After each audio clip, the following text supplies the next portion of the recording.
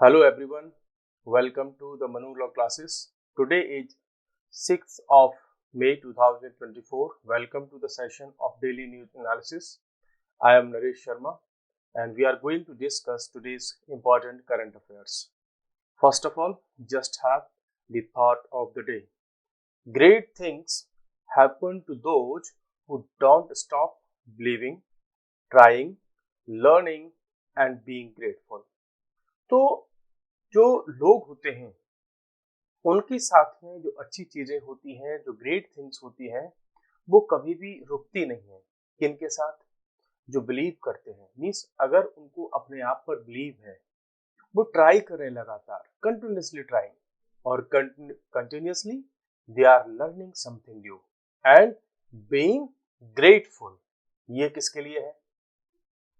Whenever you find a person, an organism, anybody in your life that has given to you something, जिसने आपकी कभी भी help की हो, आपको कहीं पर भी एक अच्छा रास्ता दिखाया हो, तो उन लोगों के लिए हमें हमेशा ग्रेटफुल रहना चाहिए। मीन्स अब वो हमारे मदर हो गई, फादर हो गए, टीचर्स हो गए, गुरु हो गए, उनसे जब भी हमें हमारे सीनियर्स हो गए, उनसे कभी भी अगर हमें कुछ भी सीखने को मिलता है तो we should be generous to them. So this is the thought for today. Now we are going to start. Just have some questions to revise the previous day session with the help of MCQs. So first question is, the Prohibition of Child Marriage Act was enacted in. Yesterday हमने discuss किया था कि राजस्थान में अक्षय तृतीया पर बहुत सारी child marriage होती है और उसी के रिगार्डिंग में उसको स्टॉप करवाने के लिए the high court of Rajasthan directed the government of Rajasthan that they should take appropriate steps to stop the child marriages. So उनमें उन्होंने डायरेक्शन दी हाई कोर्ट ने कि राजस्थान की गवर्नमेंट है वो स्टेप्स ले चाइल्ड मैरिज को रोकने के लिए. So here you have to answer the question कि जो prohibition of child marriage act है ये कब इनेक्ट किया गया था? A, B, C and D. Yes, of course it was enacted in 2006. So the correct option is C. Beti Bachao Beti Padhao scheme to ensure girls education and delaying marriage was launched in. देखो, अगर हम child marriage को stop करना चाहते हैं तो हमें जो गर्ल्स हैं उनके लिए एजुकेशन पर भी वर्क करना होगा. ठीक है, तो उसके लिए जो गवर्नमेंट ऑफ इंडिया है वो एक प्रोग्राम लेकर के आए थे, स्कीम लेकर के आए थे, दैट वाज बेटी बचाओ बेटी पढ़ाओ स्कीम. इनका मेन पर्पस क्या था कि गर्ल्स की एजुकेशन को इंक्रीज करना, और जब गर्ल्स को एजुकेशन जो है अच्छी मिलती है या लॉन्ग टर्म तक उनको एजुकेशन मिलती है तो उनकी जो मैरिज है, जो चाइल्ड मैरिज है, वो ऑटोमेटिकली डिले हो जाती है. So this scheme was launched in 2015 itself. So the correct answer is A. Next scheme, next question is Sukanya Samriddhi योजना और scheme. It was launched in. इसको कब लॉन्च किया गया था? देखो, जब बेटी बचाओ बेटी पढ़ाओ स्कीम को लॉन्च किया गया था तो उसी का एक पार्ट लॉन्च किया गया था सुकन्या समृद्धि योजना. इसमें क्या था, जो गर्ल चाइल्ड थी उनके अकाउंट में कुछ मनी का एक सिस्टम रखा गया था कि जब वो गर्ल अडल्ट हो जाएंगी, 18 इयर्स की हो जाएंगी, तो उस अकाउंट से कुछ पैसा जो उसके पेरेंट्स हैं वो विड्रॉ कर सकते हैं. इट मीन्स जब तक वो गर्ल अडल्ट नहीं हो जाती तब तक उसमें से कोई भी विड्रॉल नहीं किया जा सकता. और this was supported by the government. तो इसको भी किस लिए किया गया था कि लोगों को ये मीन्स जो पुअर पीपल हैं, रूरल बैकग्राउंड के पीपल हैं, तो वो इस बात का वेट करें कि उनकी बेटी 18 इयर्स की हो जाए तब उसकी मैरिज करें तो उनको उस अकाउंट से कुछ पैसे भी मिल जाते हैं. तो ये भी इसलिए था कि चाइल्ड मैरिज को हम डिले कर सकें. तो this scheme was also launched in 2015. So the next question is question number 4. Asian Development Bank has its head office at. In last session, we discussed about a report by the Asian Development Bank which we discussed regarding the old age population. कि India में, Asia में जो old age population है वो increase हो रही है और वो एक बर्डन होती है, तो उसके लिए the countries, the governments of every country, they should be well prepared. तो उसके लिए काम करने के लिए सो एशियन डेवलपमेंट बैंक, इसका हेड ऑफिस कहाँ पर है? तो it is located in Manila, that is Philippines. So the question number 5, सक्सकम valley. In the last session, we also discussed about the Saksham Valley because it is in the POK region, Pakistan occupied Kashmir, जहां से जो China है वो एक road बना रहा है। इस पर इंडियन गवर्नमेंट ने अपना प्रोटेस्ट लॉन्च किया है कि आप यहाँ से इस तरीके से रोड बनाना, बिकॉज जो POK है it's an integral part of India, so China should not make such kind of construction activities. So it is of course located in Jammu and Kashmir. Next question is question number 6. Kunlun mountains are in the India के किस part में है जो Kunlun mountains हैं? So A, B, C और D. The answer is north. जो Kunlun mountains हैं वो हिमालयन रीजन में ही आते हैं. So Himalaya is located in the north of India. Question number 7, Shyok River. Yes, in the last session we also showed you the Shyok River, Hunja River, Nubra River. इन सारी की सारी reverse के names को including Shyok river आपको हमने map पर show किया था कि इंडिया के मैप पर ये जम्मू एंड कश्मीर वाले रीजन में लोकेट करती हैं, तो वहां हमने देखा था। तो Shyok river is of course located in Jammu and Kashmir, तो वहां की बड़ी पॉपुलर रिवर है ये। Next question, question number 8, play true campaign. This is a campaign which has been run concluded by the agency that is under the Ministry of Sports and Youth Affairs. तो उस ministry के अंदर में आती है नाडा, national anti doping agency, और इसने ये कैंपेन लॉन्च किया था जो कि कंक्लूड हुआ है। और इसका मेन फंक्शन जो फोकस था कि जो इंडिया का यूथ है, जो स्पोर्ट्स पर्सन हैं, वो ऐसी किसी एक्टिविटी में इन्वॉल्व ना हो जिसमें वो ड्रग्स लेकर के फिर अपनी परफॉर्मेंस को इंक्रीज करें। So clean and clear, free and fair जो स्पोर्ट्स एक्टिविटीज है उनको प्रमोट करने के लिए है। Question number 9, the highest battlefield in the world is. So it is Siachen glacier, world का हाईएस्ट जो है बैटलफील्ड है। ठीक है, सियाचिन कहाँ पर है? ये जम्मू कश्मीर वाला ही रीजन है। ठीक है, चलिए अब हम चलते हैं आज के इंपॉर्टेंट न्यूज पर।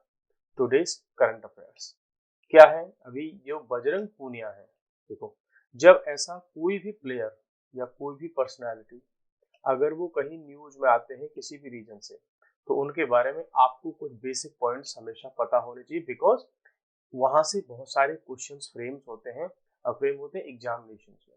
तो जो नाडा के ऑफिशियल्स थे उन्होंने अभी क्या किया है, बजरंग पूनिया को एक लेटर भेजा कि आपको हम सस्पेंड कर रहे हैं, आने वाले ओलंपिक में रेसलिंग में हम आपको पार्टिसिपेट करने से क्या करें, हम आपको सस्पेंड करें। क्यों? बिकॉज हमारे ऑफिशियल्स ने आपसे जो है यूरिन का सैंपल मांगा था जिससे कि हम आपका डोपिंग टेस्ट कर सकें, लेकिन आपने हमको सैंपल्स नहीं प्रोवाइड करवाए। ठीक है, तो ये था इनका मेन जो कंसर्न था जिसकी वजह से न्यूज आया। मींस नाडा के जो ऑफिशियल्स हैं उन्होंने ओलंपिक में जो क्वालिफाइंग राउंड्स होते हैं रेसलिंग के या किसी अदर जो स्पोर्ट्स के, तो वहां से बजरंग पूनिया को सस्पेंड कर दिया कि आप उसमें पार्टिसिपेट अभी प्रोविजनली नहीं कर पाओगे। ठीक है, अब नाडा के बेसिस पर इसका जो इंडियन ओलंपिक एसोसिएशन है उसकी टीम ने उनके सैंपल लिए थे। ठीक है, और आफ्टर 44 डेज उन्होंने लेटर भेज दिया कि भाई हम आपको जो है सस्पेंड करते हैं। अब बजरंग पूनिया ने क्या इस पर अपना जो है रिएक्शन किया, तो it is also notable point. कैसे? इन्होंने ये कहा कि भाई आपका जो सैंपल कलेक्शन मेथड है वो क्या है, वो आउटडेटेड किट है जिसमें आप कलेक्ट कर रहे हो सैंपल्स, और उसमें जब आप रिजल्ट्स लेकर के आते हो, उनका एनालिसिस करवाते हो, तो जो केमिकल की जो रिपोर्ट आती है वो ट्रू रिपोर्ट नहीं आती। मींस उस रिपोर्ट में जो है एडल्ट्रेशन के चांसेस होते हैं, वो रिपोर्ट एकदम परफेक्ट नहीं होती। तो ये इन्होंने कहा। तो ये देखो, ये उनके वर्ड्स हैं कि I want to clarify about the news coming about me for dope test. I never refused to give the sample to NADA officials. I requested them to answer me as to what action they took on the expired kit. और मैंने उनसे ये कहा था, यहाँ पर ये जो बजरंग पुनिया है ये कह रहे हैं कि मैंने नाडा के ऑफिशियल से ये कहा था कि भाई आपने जो ओल्ड और आउटडेटेड किट है सैंपल कलेक्शन की, उन पर आपने क्या एक्शन लिया। तो इन्होंने कहा कि भाई मेरा जो लॉयर है जो है विदुष सिंघानिया, ये अब रिप्लाई करेंगे उनके उस लेटर को। तो यहाँ से देखो हमारे लिए क्या क्या क्वेश्चन बनते हैं एग्जामिनेशन में कि ये बजरंग पूनिया कौन है और ये नाडा कौन है, इंडियन ओलंपिक एसोसिएशन ये क्या है, कौन इसका चेयरमैन होता है, कहाँ इसका हेडक्वार्टर है। ऐसे रिलेटेड क्वेश्चंस यहाँ से हमारे पास में बन जाते हैं। ठीक है, चलिए नेक्स्ट क्वेश्चन की अब हम बात कर लेते हैं। नेक्स्ट टॉपिक हमारे पास में Tamil Nadu blamed Kerala for obstructing the work on Mulla Periyar dam. क्या इशू है? देखो, एक डैम है मुल्लायार और पेरियार, टू रिवर्स जहां पर कॉन्फ्लुएंस होती है वो मिल जाती है, वहां पर ही मुल्ला पेरियार डैम है। ठीक है, अब ये बहुत पुराना डैम है, मीन्स 19th सेंचुरी का डैम है। जब ब्रिटिश रूल था उस समय इस डैम को कंस्ट्रक्ट किया गया था।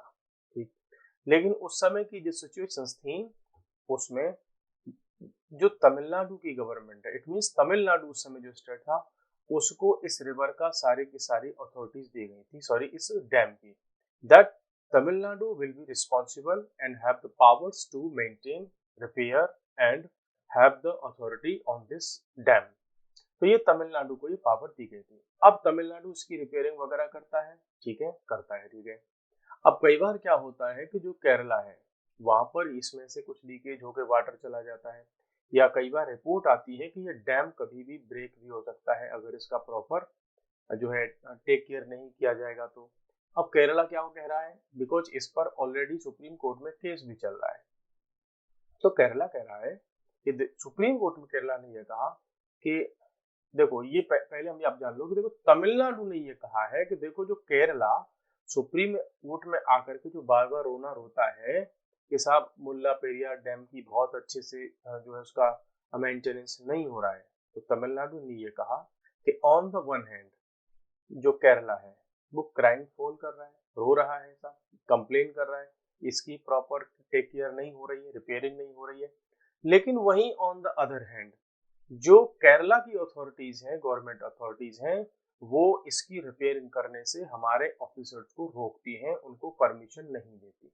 ठीक है, तो ये कहा है तमिलनाडु ने, the state of Kerala on one hand raises the issue of comprehensive dam safety, लेकिन वहीं जब हमारे ऑफिसर्स जाते हैं उनको मटेरियल ले जाना होता है and they have to transport machinery officers, तब उनके वर्क को विलफुली रोका जाता है केरला की अथॉरिटीज के द्वारा। ठीक है, तो ये बात उन्होंने ये कही कि भाई देखो हम एनुअल मेंटेनेंस जो करना चाहते हैं उसमें जो छोटे छोटे वर्क हैं उनको भी केरला की जो अथॉरिटीज है हमको वर्क नहीं करने देती, जैसे मेंटेनेंस वर्क हो गया, उसकी कहीं पे पेंटिंग हो गई, कहीं छोटे छोटे जो पैच वर्क्स होते हैं वो हो गए, रिपेयर हो गए स्टाफ क्वार्टर्स के, तो उन सब पर भी हमको काम करने की परमिशन नहीं दी जाती इस मुल्ला पेरियार डैम पर। So this is the contention by Tamil Nadu. अब हमको थोड़ा सा इसके बारे में जान लेना चाहिए बिकॉज ये काफी कंटेंशन वाला इशू है जो बार बार चलता रहता है इंडिया में।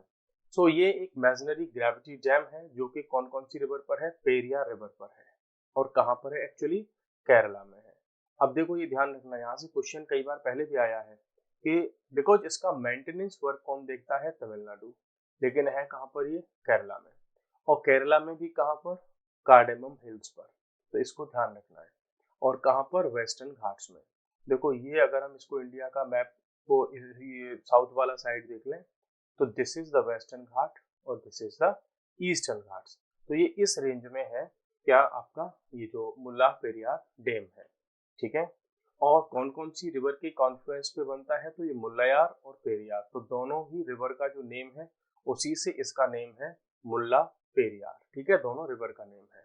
देखने में तो ऐसा लगता है कि किसी मुल्ला के नाम पे इसको बनाया गया, नहीं, लेकिन वो अलग चीज है इसका। ठीक है, तो इसको 1895 में बनाया गया था और तब से लेकर के आज तक इसकी जो रिस्पॉन्सिबिलिटी तमिलनाडु पर है।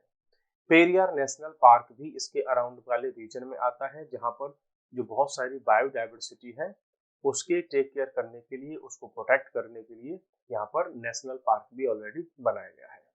हालांकि ये केरला में है, बाकी ये सारे पॉइंट्स मैं आपको बता ही चुका हूँ। नेक्स्ट हम चलते हैं the need of the hour to operationalise Indian defence university. It means India में अगर हम बात करें तो हमको रिक्वायरमेंट है डिफेंस यूनिवर्सिटी की। नेशनल लेवल पर हमको डिफेंस यूनिवर्सिटी बनानी चाहिए और ये हमारा एक बहुत ही बड़ा कंसर्न है। इसके लिए जो राइटर हैं वो स्टार्ट करते हैं कि ग्रीक थिंकर थे एक, जिनका नाम था थ्यूसिडाइड्स। ठीक है, इन्होंने एक बात कही थी कि that a nation which makes a distinction between its scholars and its warriors। ऐसा कोई भी नेशन जो अपने स्कॉलर्स जो थिंकर्स होते हैं और अपने वॉरियर्स जो योद्धा होते हैं, अगर उनमें वो डिफरेंस रखता है तो उसका रिजल्ट ये होगा कि थिंकिंग डन बाय क्राउड्स। तो आपके यहाँ भीड़ सोचती है, थिंकर्स नहीं सोचते। और इट्स फाइटिंग डन बाय फूल्स, तो आपके यहाँ मूर्ख लोग जो है वो युद्ध लड़ते हैं। तो इनका ये कहना है इस थॉट के थ्रू दैट जो हमारे आर्मी के, नेवी, एयरफोर्स या हमारे जो डिफेंस ऑफिसर्स होते हैं, आईपीएस ऑफिसर्स होते हैं या स्ट्रेटेजिक थिंकर्स होते हैं, उनको हमको डिस्टिंक्ट नहीं करना चाहिए। We should utilise their knowledge. Means जो डिफेंस के ऑफिसर्स हैं उनको भी हम इम्पोर्टेंस जो है प्रोवाइड करें, और जो हमारे नॉर्मल एकेडमिशियन हैं, प्रोफेसर हो गए, ठीक है, उन जो रिसर्च स्कॉलर्स हो गए, उनको भी हम इम्पोर्टेंट रोल प्रोवाइड करें इंडिया की स्ट्रेटेजिक थिंकिंग में, स्पेशली डिफेंस मैटर्स में। ये कह रहे हैं कि मॉडर्न वर्ल्ड में देयर आर मल्टीपल कंट्रीज जहां पर उन्होंने स्पेशलाइजेशन के लिए डिफेंस यूनिवर्सिटीज को एस्टेब्लिश किया, और किस लिए? Academic rigour and enhance strategic thinking in their armed forces. तो अपनी आर्म फोर्सेस में थिंकिंग पर काम करना है, स्पेशली प्लानिंग पर काम करना है, स्ट्रेटेजिक थिंकिंग पर काम करना, उसके लिए प्रॉपर डिफेंस यूनिवर्सिटीज बहुत सारे नेशंस हैं वो डेवलप कर चुके हैं। इन इंडिया की अगर हम बात करें अपने नेबरहुड की, तो देखो पाकिस्तान ने अपने यहाँ 2 यूनिवर्सिटी बना दी है डिफेंस के स्टडीज के लिए, स्पेशल यूनिवर्सिटी बनाई है। ठीक है, चाइना की अगर बात करें तो कुछ सोर्सेस के अकॉर्डिंग तो उन्होंने अपने यहाँ 3 यूनिवर्सिटी बनाई है। लेकिन ऑस्ट्रेलिया का एक इंस्टीट्यूट है, स्ट्रेटेजिक पॉलिसी इंस्टीट्यूट, वो कहता है कि चाइना ने अराउंड 60 यूनिवर्सिटीज बना दी है अपने यहाँ पर, जो कि मिलिट्री और सिक्योरिटी पर रिसर्च करती है। तो इंडिया को भी इन कंट्रीज से सीखना चाहिए, हमको यूएसए से सीखना चाहिए कि कब जब यूएसए ने अपने यहाँ पर कुछ रिपोर्ट्स के बेसिस पर डिफेंस यूनिवर्सिटीज को वहां पर एस्टेब्लिश किया और उसके बाद अपने यहाँ रिफॉर्म्स किए डिफेंस में, तो आज हम देखते हैं कि जो यूएसए है वर्ल्ड की means one of the most powerful आर्मीज, air force, navy, वो सब उसके पास में है। ठीक है, तो इंडिया को भी इस कंसर्न पर ध्यान देना होगा। ऑल्दो हमने इससे पहले गुरुग्राम में इसका जो है इनॉग्रेशन हम कर चुके हैं, फाउंडेशन स्टोन हम उसका रख चुके हैं, लेकिन अभी वो ऑपरेशनलाइज नहीं हुई है। ठीक है, तो हमारे यहाँ पहली डिफेंस यूनिवर्सिटी कहाँ बन रही है? गुरुग्राम में। द नेक्स्ट हमारे पास में पॉइंट आता है, यूनाइटेड स्टेट्स ने ब्लेम किया रसिया को कि आप अपने यहाँ केमिकल एजेंट यूज कर रहे हो यूक्रेन के अगेंस्ट में, और उस केमिकल का नाम है क्लोरोपिक्रिन। आप इस केमिकल को यूज कर रहे हो कहां पर? यूक्रेन में। ठीक है, ये है कंटेंशन किसका? यूएसए का। ये क्या देखो, क्लोरोपिक्रिन क्या है? Is a broad spectrum fumigant chemical that can be used as an antimicrobial, fungicide, herbicide, insecticide, nematicide और also as a warfare agent. तो इनिशियल यूजेस तो इसके ठीक है, हमको अच्छे दिख रहे हैं, लेकिन एक्चुअली में इसको वॉरफेयर में भी यूज किया जाता है, और यूएसए कह रहा है कि रसिया इसको as a warfare agent use कर रहा है। कहां पर? यूक्रेन में। So it was first use a poison gas. इस गैस को, इस केमिकल को first time first world war में यूज किया गया था, और दोनों ही साइड की कंट्रीज ने इसको यूज किया गया था। ये जो केमिकल वेपन्स होते हैं, केमिकल गैसेस वगैरह ये सब होती हैं, इन पर already all over the world countries के बीच में कन्वेंशंस हैं कि कोई भी कंट्री केमिकल वेपन्स को यूज नहीं करेगा। If we talk about the characteristics of chloropicrin, then it is a colourless और हल्का सा येलोइश दिखने वाला ऑयली लिक्विड है, हाईली वॉलेटाइल होता है एंड एक गैस के रूप में रहता है जब ये जो है रूम टेम्परेचर पर अगर होता है तो। इसके अगर हम इफेक्ट्स की बात करें तो इरिटेशन होती है आईज में, स्किन पर, रेस्पिरेटरी ट्रैक्ट पर, इंड्यूस वॉमिटिंग हो जाती है, ये बहुत सारे काम हो जाते हैं अगर वहाँ पर ह्यूमन बीइंग है। देखो जब ह्यूमन बीइंग पर ये इतना सारा इम्पैक्ट डाल रहे हैं तो सोचो कि अगर किसी फॉरेस्ट वाले रीजन में अगर वॉर हो रहा है तो उससे क्या रिजल्ट होगा। उसका रिजल्ट होगा कि एक तो ह्यूमन लाइफ को वहां पर दिक्कतें होंगी, है ना, एक तो ये होगा, प्लस वहां पर जो एनिमल्स हैं, प्लांट्स हैं, उन पर भी तो इस गैस के इम्पैक्ट होंगे, उनको तो हम ध्यान ही नहीं दे रहे।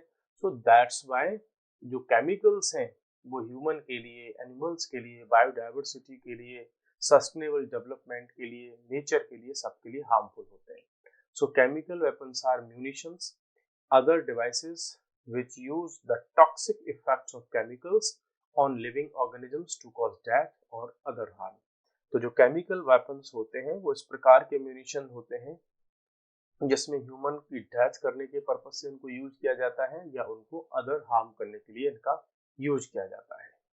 नेक्स्ट हम चलते हैं कि क्या वर्ल्ड लेवल पर केमिकल वेपन को स्टॉप करने के लिए, उनके यूज को रोकने के लिए क्या कोई ऐसा इंटरनेशनल लॉ या कोई कुछ है ऐसा कि नहीं, कोई मैकेनिज्म। सो इट इज, अगर हम बात करें उसके लिए हमारे पास है organisation for prohibition of chemical weapons.